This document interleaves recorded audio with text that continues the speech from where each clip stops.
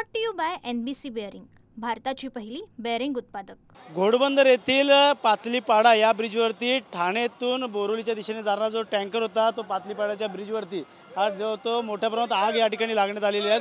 पाहायला गेलं तर मोठ्या प्रमाणात आग आटोक्यात आणण्यात आलेली आहे। या ठिकाणी फायर ब्रिगेडचे जवान असतील, आपत्कालीन व्यवस्थापन असेल, वाहतूक विभाग असेल, अशा प्रकारे आता पूर्णतः या ठिकाणी आग आटोक्यात आणलेली आहे। आणि हा जो टँकर जो आहे तो इमारत व्यवसायासाठी लागणारं जे केमिकल आहे ते केमिकल घेऊन जात होता।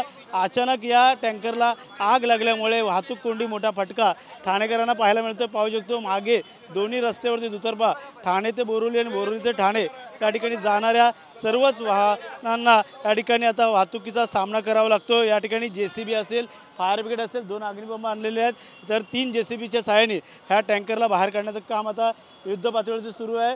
या ठिकाणी साखळी ज्या लोखंडी साखळीने मोठ्या प्रमाणात आता टँकरला बाजूला काढण्याचं काम सुरू झालेलं आहे। पाहू शकतो हा जो मोठा हेवी व्हेकल जो टँकर आहे या ठिकाणी आता जो इमारत व्यवसायासाठी लागणारं केमिकल असेल त्यासाठी हा वापरण्यात येणार आहे। मात्र या ठिकाणी सुदैवाने या ठिकाणी कुठलीही हानी नाही, जीवित हानी झालेली नाही। मात्र मोठ्या प्रमाणात जो आहे तो टँकर जो तो जळून पुढचा चेसिस जे आहे ते जळून खाक झालेले आहे। त्यामुळे युद्ध पातळीवरती या ठिकाणी आग आटोक्यात आणण्यासाठी मोठा शर्थीचा प्रयत्न या ठिकाणी केला जात आहे।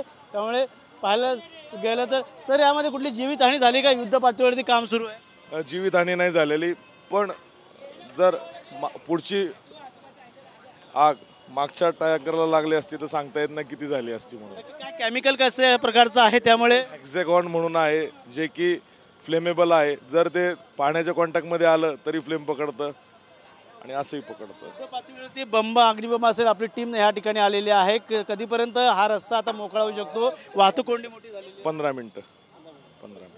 तर आग कशामुळे लागली कळलं का? आज शॉर्ट सर्किट झाला असेल त्याच्या इंजिनच्या ह्याच्यात। मी आता जे ट्रॅफिकमध्ये अडकलेले वाहनधारक आहेत त्यांना विनंती करतो की आहे त्या ठिकाणी लेन फॉलो करा, लेन डिसिप्लिन फॉलो करा आणि रॉंग साईड ड्रायव्हिंग करू नका। आपल्याला अर्धा ते पाऊण तासात या ठिकाणी रिलीफ देण्याचं काम करण्यात येईल।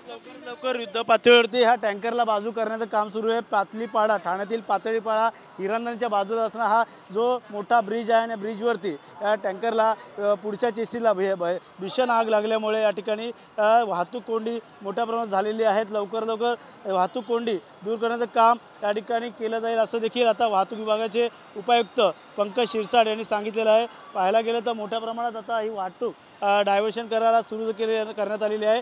मात्र बोरिवली ते ठाण्याच्या दिशेने येणारे जे वाहनं आहेत ती मोठ्या प्रमाणात या रांगेमध्ये अडकलेली आहेत। त्यामुळे नक्कीच लवकर आता हा टँकर जसजसा बाहेर येईल त्यानुसार आता वाहतूक कोंडी कुठे दूर होईल। मात्र सध्या तरी या ठिकाणी या टँकरला ज्या पद्धतीने आग लागली होती त्या केमिकल होतं, सुदैवाने यामध्ये कुठलीही जीवितहानी झाली नाही। मात्र अशा प्रकारचे आता वाहनधारक अशा प्रकारचे जे गाड्या चालवतात त्या गाड्या सुसज्ज आहे का हे देखील आता पाहणं गरजेचं राहणार आहे। कॅमेरा अथर्वसह Ganesh Surat, TV9 Marathi, Thane. Brought to you by NBC bearing, भारताची पहिली बेअरिंग उत्पादक।